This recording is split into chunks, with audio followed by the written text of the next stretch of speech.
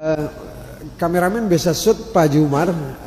Pertanyaannya begini, siapa yang menamakannya Allah?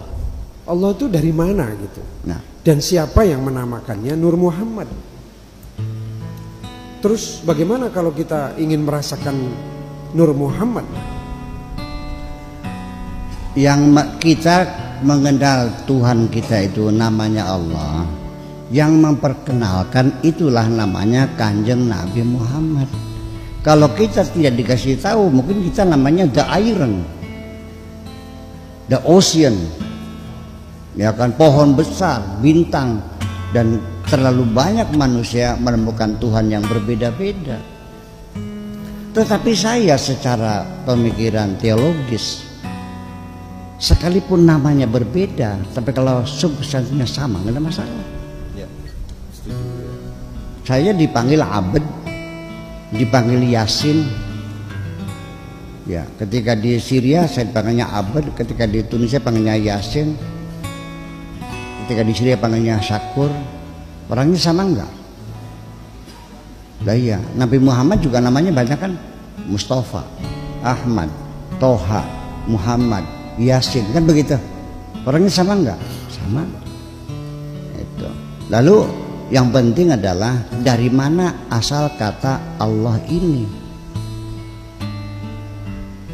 Orang menduga bahwa Allah itu minal mustaq, alam mustaq.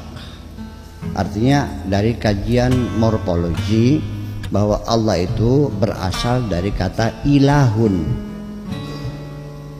Ilahun itu maknanya Tuhan. Nanti ada lagi Rabbun. Qul a'udzu birabbin nas, malikin nas, ilahin nas, rabbun nas, malikun nas, ilahun nas. Nanti masing-masing kata itu punya aturan-aturan yang berbeda.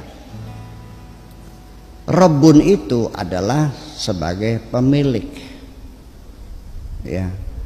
Ketika kita memanggil Tuhan, wahai Tuhanku, ya Rabbi, tidak pakai ya mutakalim. Ya Rabbi, nggak ada ya mutakalimnya, betul nggak? Tapi kalau dijamakan ya Rabbana ada nunnya. Kalau Rabbi nggak ada. Kemudian lagi Rabbun itu adalah ketika Rabbun tersendiri itu adalah Tuhan.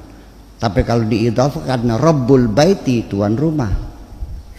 Kalau Rabbul Amal itu employer yang punya pekerjaan. Kalau arbab dijamakan menjadi dewa-dewa, menjadi tuhan-tuhan itu. Nah ini kan setiap kata semuanya ada aturan-aturan linguistik. Soalnya kita kan bahasa Arab. Mengucapkan nama Allah saja masih belum ada yang jelas. Ada Allah, ada Allah, ada Allah, Allah. Ya. Itu hamzahnya saja nggak dibaca fathah, rata-rata dibaca o. Allah, bukan Allah dong. Allah bukan Allah. Dan bukan Allah, dan juga bukan Allah.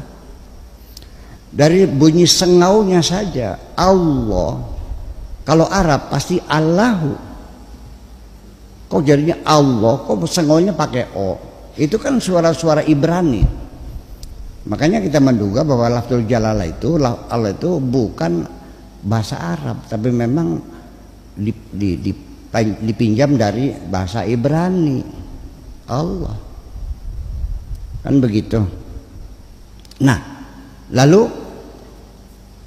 setelah namanya itu Allah, di agama-agama yang lain, agama yang samawi, agama langit, ini Tuhan mereka namanya juga ya Allah juga. Kan gitu persoalannya. Lalu Allah itu apa? Nah itu juga disebut dengan Ismul A'zam.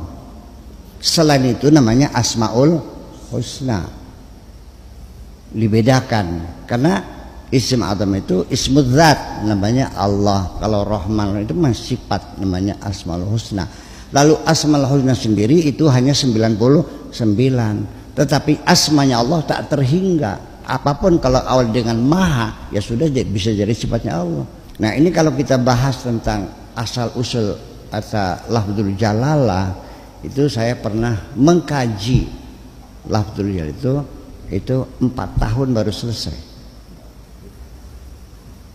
Ya, kajian linguistik lafdzul jalalah itu 4 tahun baru selesai. Artinya di situ diurai dari sisi morfologinya, psikolinguistiknya, dari sintaksisnya, dari filologinya, dari hermeneutikanya, dari dunia tersendiri lah. Dan gitu, itu baru selesai. Tapi saya kira untuk masyarakatnya tidak perlu terlalu mendalam semacam itu hanya untuk kajian-kajian akademis saja sesungguhnya. Ya kan begitu. Jadi jawabannya yang memperkenalkan Tuhan kita namanya Allah adalah Kanjeng Nabi Muhammad. Ya, berikutnya bisa tidak merasakan di Nur Muhammad, Bu ya? Kita ini bisa tidak merasakan Nur Muhammad? Ini bagaimana? Begini, ini anggapan orang ini, Allah itu sebelum mencipta alam semesta, mencipta arwah-arwah manusia dulu. Setelah tercipta, nah baru diturunkan satu per satu. Nah, ruh-ruh yang dibikin oleh Allah sebelum alam semesta ini, yang tertua adalah rohnya Nabi Muhammad. Nah, setelah alam jadi, Nabi turun, nah dikeluarkannya terakhir. Itu. Jadi apakah roh manusia yang diciptakan Allah itu waktu belum bertempat di jasad dan belum turun ke bumi, ini masih banyak perdebatan. Sebab di dalam Al-Quran sendiri informasinya belum ada manusia. Hal ataka hinum minad dahri. Terus Lam yakun syai'an madhkura. Hal ata alal insan. Hal ata alahin minad dari. Terus alal insani, hal ata al insani hin minad dari lam yakun syai'an madhkura. Tahukah engkau pada suatu fase tertentu di mana manusia belum disebut apapun? Lam yakun syai'an madhkura wa ja'alnahu min nutfatin amsyajin, baru kami buat dari air mani yang bercampur itu, ya kan? Wa ja'alnahu sami'an basira, baru setelah itu bisa melihat, bisa mendengar. Jadi sebelum Allah menciptakan apapun, ya manusia juga nggak ada. Ada satu fase manusia tidak ada. Gitu. Adapun, nah ini kan terbentuk dengan hadis yang mengatakan laulaka ya Muhammad ma khalaqtul aflak. Hadis inilah yang membangun pemikiran bahwa roh-roh itu sudah ada pada zaman dahulu kala. Ini Al-Qur'annya bicara begitu, hal ata 'alal insani hinu minadari lam yakun syai'an madhkura wa khalaqnal insana min sulalatin amsyajin. Ya, terus nabtalih ya. Wa ja'alna lahu sami'an basira. Baru kemudian bisa melihat, bisa mendengar. Nah, jadi kalau hadis tadi, kalau bukan karena engkau tidak akan kuciptakan langit dan bumi, logikanya berarti kan lebih dahulu Nabi Muhammad di alam semesta ini.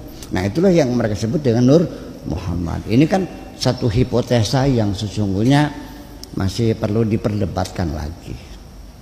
Kalau kita pada Al-Quran, ya lam yakun syai'an madhkura, ya belum disebut apapun belum disebut apapun. Itu saya kira seperti itu. Tetapi kita tidak menghalangi atau tidak menyalahkan orang yang menyebutkan ada Nur Muhammad itu. Jadi Nur Muhammad ini artinya, kalau saya menafsirkan dengan logika saya, ini menjadi sumber inspirasi bagi umat Muhammad. Sekalipun sudah meninggal, tapi cahayanya masih memberikan motivasi kepada kita.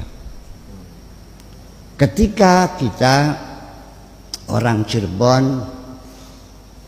bertempur, jangan macam-macam, kamu kan turunannya Syekh Syarif semua, aku masih saudaraku, ngapain berantem? Nah, kita sekarang dengan Sudirman, dengan Bung Tomo, dengan siapa lagi, Cut Nyadin, macam itu kan menginspirasi.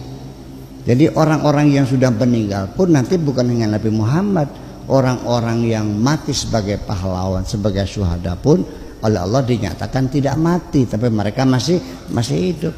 Artinya sama, bisa memberikan motivasi kepada kita untuk bersemangat lagi untuk hidup, memberikan spirit semacam itu, saya kira gitu. Nah, makanya di mana Nur Muhammad sesungguhnya adalah dalam cinta kita kepada Nabi Muhammad itu sendiri. Makasih.